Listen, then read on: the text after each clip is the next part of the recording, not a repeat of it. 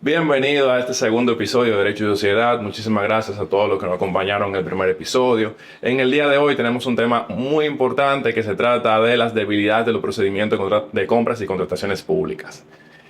Las debilidades, cuando hablamos de procedimiento de contrataciones públicas, la podemos definir en diferentes tipos de etapas. La podemos hablar en la etapa de planificación, que es antes de la convocatoria, antes de todo el tema de preparación del procedimiento de contratación. Luego tenemos debilidades que son del proceso de contratación es decir, durante su ejecución, tanto en tema de evaluación como en tema de adjudicación. Y pudiéramos hablar también de debilidades posteriores a la adjudicación del contrato, que es durante la ejecución del mismo.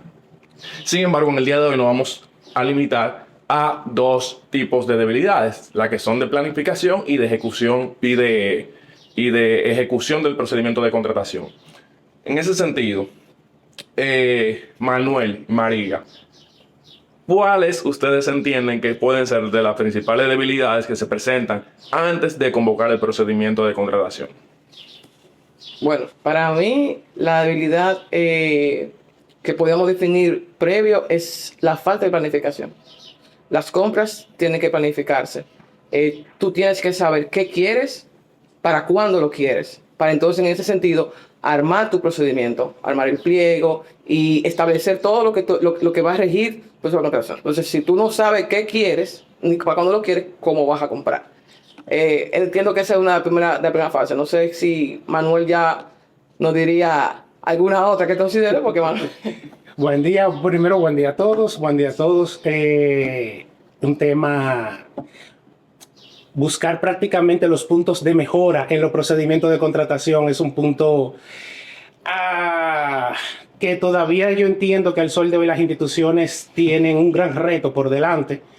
Porque al fin y al cabo, ¿qué es lo que se busca? Al final lo que se busca es contratar, ejecutar tu contrato a fines de satisfacer un objetivo específico. Entre los errores, como estaba hablando María, sí, en los errores de planificación es uno de los puntos, digamos, más cruciales y que más pueden afectar en los procedimientos de contratación. ¿Por qué? Porque una mala planificación te lleva a una muy mala ejecución del procedimiento administrativo y te puede afectar el contrato propio y la ejecución propia del contrato. María, por ejemplo, estaba diciendo que efectivamente uno de los errores que se me dan, ¿verdad? En la parte de la etapa de planificación, cuando tú no identificas bien, por ejemplo, esos requerimientos. La planificación, ¿qué es lo que se busca? Señores, en la planificación lo que se busca es que la institución primero identifique qué es lo que ella quiere, cómo es que ella lo quiere, identificar los proveedores que puedan suscitarse en el mercado, los que se encargan de proveer esos bienes, servicios u obra, y también identificar los precios del mercado. Y precisamente para eso que se lleva a cabo el proceso de planificación, que dentro de ese proceso está el tema de investigación del mercado. De tú sabes quiénes son los proveedores, tú sabes cuál es el precio. Los estudios previos. Los estudios previos. Ustedes saben que recientemente la Dirección General de Contrataciones Públicas lanzó en estos días, bueno, fue hace ya algunas semanas, o meses, la guía de estudios previos. Es una guía que le permite, digamos, a las instituciones, como su nombre lo indica, tener como que los parámetros que ella puede realizar para realizar esas investigaciones necesarias, porque hay una investigación previa que tiene que hacer la institución antes de tú lanzar un procedimiento de contratación. Y no solamente eso, cuando tú no tienes ese estudio previo, en el caso de los precios, la institución fácilmente puede establecer unos precios que no van a acordar al mercado. Puede ser inferior al que está en el mercado y no vas a encontrar a nadie que te supla ese bien o ese servicio. Y al final va a tener que declarar el procedimiento desierto. Exacto. O va a tener que cancelarlo precisamente porque tú destinas demasiados recursos para algo que no necesitas. Entonces es importante los estudios previos. Exactamente, no, y no solamente eso, sino que para la nomenclatura, para identificar el procedimiento per se, tú necesitas realizar esa investigación. ¿Por qué? Porque los montos, de acuerdo a los umbrales, no son los mismos. Una licitación pública nacional no es lo mismo, por ejemplo, para una comparación de precios, o para una licitación restringida, o para un sorteo de obra. O incluso, si es necesario, si esta contratación, no se debe llevar incluso por una modalidad ordinaria, sino por una modalidad de excepción. Entonces, es muy fuerte cuando tú, por ejemplo, por una mala investigación o por una falta de investigación, mejor dicho, de tu mercado, de los bienes y de, por ejemplo, de ese precio, tú termines lanzando un procedimiento de excepción cuando se puede hacer, por ejemplo, una modalidad ordinaria. O tú lanzas un procedimiento de excepción con un informe justificativo de excepción que es malo y no justifica nada. Que también pasa. Dentro de la planificación está precisamente eso. Tú haces la selección del procedimiento con el cual tú vas a ejecutar esa contratación. Y si tú, por ejemplo, eliges una contratación específicamente, una modalidad de excepción, por ejemplo, un tema de proveedor único, un proveedor por exclusividad, pero entonces tú no tienes cómo justificar el proveedor único o tú no tienes cómo justificar precisamente la exclusividad. Porque precisamente esas modalidades vienen justificadas desde la planificación. Porque ¿cómo tú sabes que es proveedor único? Porque tú hiciste una investigación de mercado y en el mercado no hay más que un solo proveedor, o que es el caso del proveedor único, o pocos proveedores, 5 proveedores. Que la exclusividad. Exacto, que la exclusividad. No, por eso en ese ejercicio, las instituciones anualmente tienen que elaborar su PAC, que es el plan anual de contratación, de compra y contrataciones, que eso es lo que le va a ellos a guiar sus compras, cómo van a hacer las compras durante el año. Es la herramienta que tienen las instituciones para planificar su compra, y como bien dice Rafa, tú tienes que determinar en ese PAC qué procedimiento tú vas a utilizar. Y mira, tú acabas de decir algo muy bueno, la parte de la motivación en cuanto a los informes en los casos de procedimiento de excepción. O sea, literalmente, ese informe que te va a justificar el procedimiento de excepción se alimenta de lo que tú investigaste en tus estudios. Si tú vas a seleccionar una modalidad ordinaria, es fácil porque tú tienes los umbrales y nada más tú te atienes a lo que dice, la primera resolución del año de DSP. Ahora bien, cuando tú te das por una excepción, ya sea publicidad, ya sea proveedor único o un tema de excepción de obras artísticas y técnicas, todo eso tú tienes que justificarlo. El informe, algo que yo he visto por lo menos en la práctica, los informes es uno de los puntos de mejora que necesitan las instituciones. Porque muchas veces he visto como que las instituciones se quieren siempre agarrar a veces de los abogados. Pero las unidades requirientes, que es la unidad requiriente, la que te debe justificar, ella es la que sabe. ¿Qué es lo que se va a comprar? Exactamente, qué es lo que se va a comprar. Ahora bien, tú tienes que identificarme. Si tú estás motivando, por ejemplo, un procedimiento de exclusividad donde tú sabes que son un máximo de 5 personas que participan en el mercado, tú tienes que indicarme, por ejemplo, dónde fue que tú investigaste, por ejemplo, la identificación de esos 5 proveedores que te pueden suplir, en este caso, el bien o servicio. Una de las prácticas, por ejemplo, que establece para los estudios previos, una muy buena, es la participación de esos proveedores en otros procedimientos de contratación. Pero, ojo con lo que yo digo, en la participación, no necesariamente en la adjudicación, porque el hecho que tú identifiques que, por ejemplo, que María y Manuel han sido adjudicados en 2 o 3 procedimientos de contratación, no quiere decir que no haya habido más participantes en esos procedimientos. Eso quiere decir que María y Manuel ganaron esos procedimientos porque cumplieron a nivel técnico en un asunto a lo mejor en la oferta económica, pero no quiere decir que a lo mejor otros participantes o que esos procedimientos no hayan tenido otros participantes. Sí, pero igual yo pienso también, Manuel, lo que tú dices sobre la justificación, la motivación en los informes para el procedimiento de excepción. Creo que hay una debilidad a nivel de los peritos.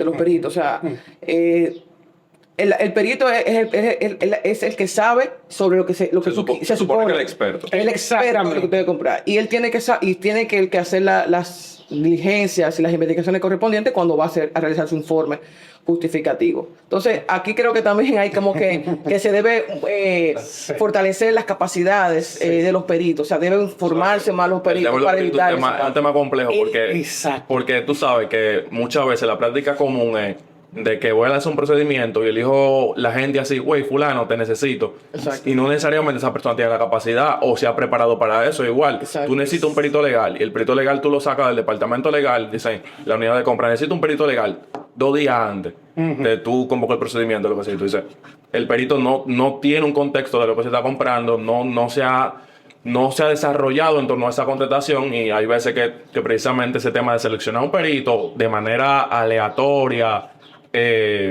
o así sin previa planificación también te genera mucho tema. Mira, tú has tocado de verdad uno de los puntos a mejora que yo diría que tiene que tener tanto en la ley, porque la ley lo que te circunscribe a 3 peritos: técnico, legal y económico, ¿verdad? Financiero. El financiero, vamos a decirlo de alguna manera.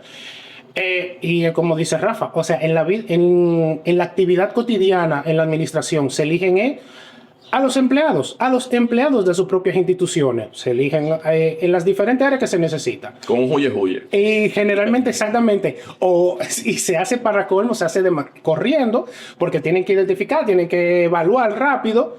Entonces, muy pocos se detienen a ver como el nivel técnico que se necesita en una contratación específica para que se haya una correcta evaluación. Muy pocos, yo no puedo decir que algunos no lo hacen, pero hay algunos que pudieran y se puede buscar peritos externos. Eso se permite. O de instituciones con una colaboración también. Sí, exactamente, con una colaboración. Eso sería, por ejemplo, eso es una buena práctica, viendo obviamente el nivel de tecnicismo. Claro. Pero entonces, mientras nosotros nos sigamos encontrando con instituciones que quieren resolver para ayer, y ven todo lo ven como una urgencia, no lo ven nada como algo ordinario, entonces el tema de los peritos, porque entonces al final también nos encontramos con que esos peritos, bueno, no quiero decir todos, pero muy pocos a lo mejor, también no están formados en materia de contratación pública. No.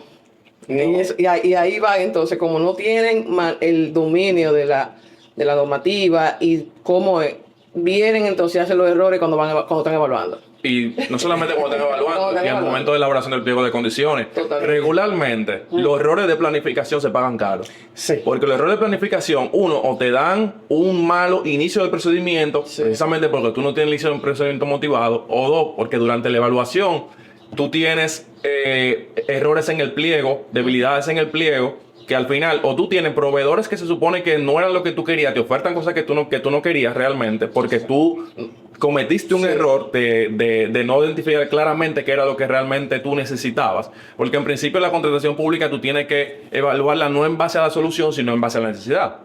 Tú tienes que plantear correctamente o lo más claro posible cuál es tu necesidad, aunque en la práctica común la realidad es que se da la inversa, de que yo sé cuál es lo que necesito, cuál es el bien que yo necesito para que me satisfazga esta determinada necesidad. Entonces, por eso digo que los errores de planificación se pagan caros, porque cuando hay un error de planificación que se refleja en el proceso, ¿termina en qué? En la anulación del procedimiento, en caso de impugnación. Y antes de la impugnación, hay pliegos que tienen tantos errores que no permiten que el procedimiento continúe. Hay que cancelarlo. Se caen en Hay que cancelarlo. en la fase de preguntas y respuestas también. Cuando los proveedores comienzan a mandar preguntas. Incluso cuando establecen criterios que después no pueden evaluarlos, o sea, no pueden aplicar los criterios para la evaluación, y qué tienen que hacer con el procedimiento, cancelarlo, y que eso te toma un tiempo de nuevo, tú vuelves a tirar, aunque te permite la ley que tú lo tienes en el 50% del plazo, pero ya es un tiempo que para la institución se ha perdido. Se ha perdido, y como dice Rafa, por la falta de planificación, por no tener el expertise de quienes arman los pliegos, y también a veces de la capacidad técnica que tengan los peritos asignados. Entonces tú te encuentras una mala planificación. Esa mala planificación te lleva a una mala configuración del pliego de condiciones, que es el acto administrativo que sostiene el procedimiento de contratación. El documento madre. Es el documento madre, es la verdad, es la que te sostiene todo. Entonces, tú te encuentras con unos pliegos de condiciones que a lo mejor te encuentras o con criterios subjetivos, te lo puedes encontrar hasta de alguna manera redireccionando. Criterios que son contrarios también, puede ser. Criterios contrarios. E incluso se ha llegado a ver que no se transparentiza bien hasta los mismos criterios de evaluación, y a veces hasta los criterios de adjudicación resultan ser hasta ambiguos a raíz de esa mala planificación. Entonces, también de una mala planificación, ¿qué puede también conllevar? Literalmente, a que el bien y servicio que tú termines contratando, vamos a ponerlo en los bienes, a lo mejor tú termines adquiriendo bienes que son muy poco duraderos, que se te dañan rápido. ¿Por qué? Porque aquí lamentablemente tienen una vieja práctica de que el menor precio es el que debe ser adjudicado. Y tú no evalúas de calidad. ¿Qué pasa? Entonces ahí viene la segunda parte. Vamos a suponer que todo el tema, se pasó el tema de la planificación, se convocó el procedimiento, pero ahora tenemos la parte de la apertura, recepción y apertura de las ofertas. Los peritos tienen que evaluar.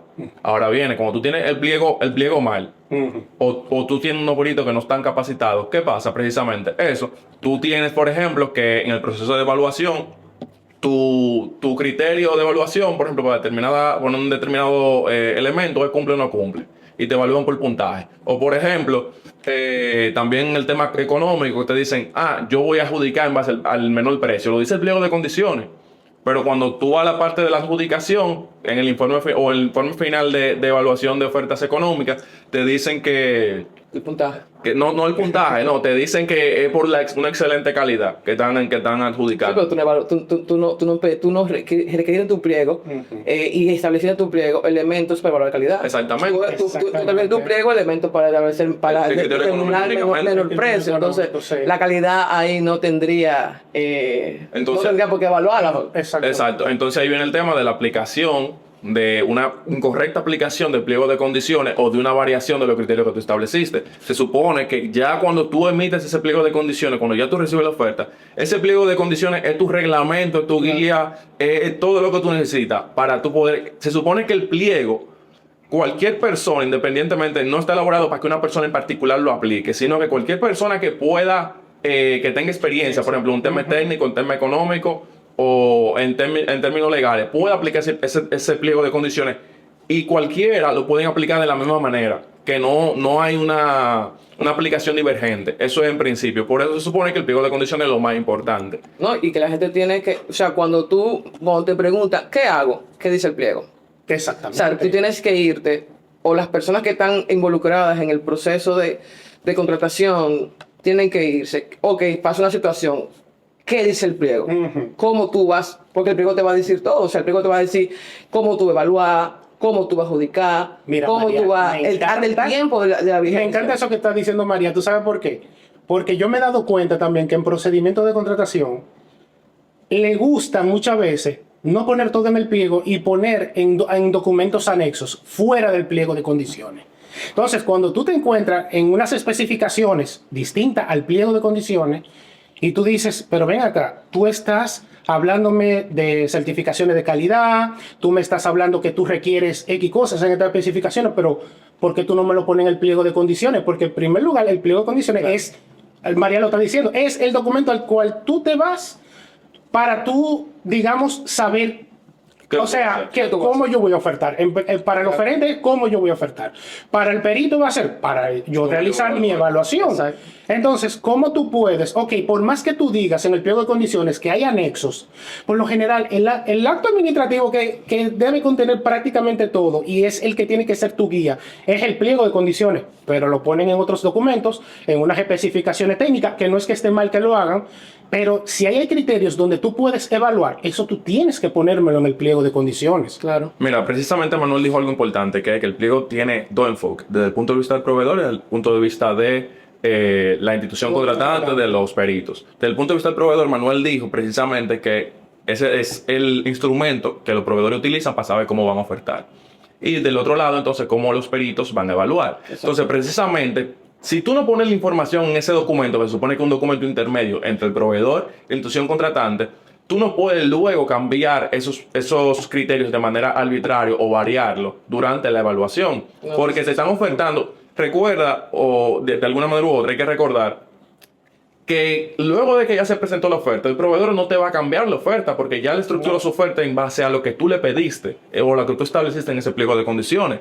Y se supone que tú tienes que evaluar en base a eso mismo, pero resulta que en el marco de la evaluación, que en el marco de precisamente de esa evaluación, tú encuentras el perito que dice, pero se me olvidó esto, y lo agrega.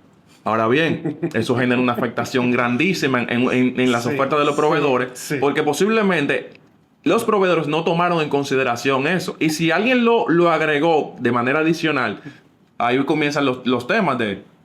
que es un tema de corrupción, que esta persona sabía, que tenía que ofertar esto. Y que todas esas actuaciones que hacen que de los peritos, contrario al pliego de condiciones, lo que va a traer ante una impugnación y un posterior recurso jerárquico de ese procedimiento, lo que va a traer la anulación por haber evaluado y haber haber actuado contrario a lo establecido en el pliego de condiciones. O sea que eso es algo que deben tener las personas que están involucradas en el proceso de contratación, que tienen que regirse a su pliego. Pero no solamente el pliego, tienen que elaborar un pliego totalmente claro, con elementos que no permitan como que varias opciones. Tiene que ser una sola opción. Entonces, eso es algo que tienen que fortalecer para evitar como decía Rafa, posteriores consecuencias negativas en el proceso de Lo contratación. mismo pasa también, por ejemplo, con la evaluación y en las experiencias, que te dicen un cumple o no cumple, o te dice que es buena, es muy buena o excelente. Y simplemente en el informe de evaluación te dice, es buena. Pero ¿dónde tú definiste que era buena? O sea, de cómo tú tienes una referencia de que esa experiencia es una buena experiencia o que es excelente. Se supone que tú tienes, tu criterio es buena. Pero ¿cuáles son tus subcriterios para tú llegar a esa? Para tú determinar que eso es bueno. Para tú llegar a su punto. Y eso mismo pasa, discúlpame, hermano, eso mismo pasa con el puntaje. Exacto. O sea, suelen poner, yo te voy a dar 10 puntos. Ajá, pero si yo presento esto, y si yo presento algo en otra escala, tú me tienes que dar eso en su criterio, tú me tienes que desagregar esa puntuación que le permita al oferente saber cómo sacó 1, 2, 3, 4, 5, 6 y hasta la máxima puntuación. Entonces, lo que hay que entender es que el pliego de condiciones, a mayor claridad del pliego de condiciones, lo que se busca es que la administración no tenga una discrecionalidad tan amplia. Una discrecionalidad tan amplia que se pueda convertir después en algo arbitral. Entonces, esa es la razón de justamente de lo que ustedes están comentando, de la parte de que cómo tienen que estar debidamente desagregados los criterios de evaluación y no poner criterios tan ambiguos que por lo general después tú termina siendo después de una facultad de la propia institución de saber cómo es que yo lo voy a evaluar. Exacto. ¿De dónde yo voy a sacar para evaluar? No, entonces usan a veces esa ambigüedad para después decir, no, pues yo puse esto, o sea que puedo hacer esto. Pero entonces sigue siendo un criterio ambiguo. Exacto. Entonces, precisamente, yo me llevo de este capítulo, de este episodio, lo siguiente. Uno, el tema de la planificación. Una mala planificación me va a conllevar una mala ejecución del procedimiento y por tanto una mala adjudicación, tanto en el proceso como en el resultado. Tanto en el proceso que me puede dar problemas con impugnaciones, con cancelar el proceso, con declarar desierto, así también como adjudicar una oferta que no va a satisfacer mi necesidad correctamente. Pero luego también ese tema vinculado a la planificación y la ejecución, me quedo con la claridad del pliego de condiciones, como es el documento más importante de la contratación, porque tú tienes ley, tienes reglamento, pero la contratación se rige por los requerimientos que tiene el pliego de condiciones y como es lo más importante, tiene que estar lo más claro posible. Sí. Y tratar de no utilizar criterios ambiguos. Y yo me quedo con que las instituciones de verdad no deben, o por lo menos no es un deber, de que estén en un corre-corre en el momento de realizar el procedimiento de contratación. No puede ser que en el día a día todo sea de manera urgente. Entonces, todo eso conlleva literalmente a errores en la ejecución y en el contrato al final se va a ver afectado. Igual que ustedes, me quedo con la parte de mejor planificación, mejor ejecución del procedimiento y la parte contractual también va a tener la parte negativa. Las instituciones tienen que fortalecer sus peritos, la capacidad de los peritos técnicos y a su personal. Y a su personal, claro, en general. Entonces, nada, con esto hemos llegado al final de este segundo episodio de Derecho y Sociedad. Esperamos que sea de provecho tanto en términos académicos como en términos profesionales, que los comentarios que hayamos hecho en el día de hoy sirvan de alguna manera u otra para guiar a las instituciones, a los proveedores, a asesores, para ejercer poder ejercer la compra y contrataciones públicas de una manera tal vez más eficiente y mucho mejor. Así que muchísimas gracias y nos vemos en un tercer episodio. Hasta luego. Adiós.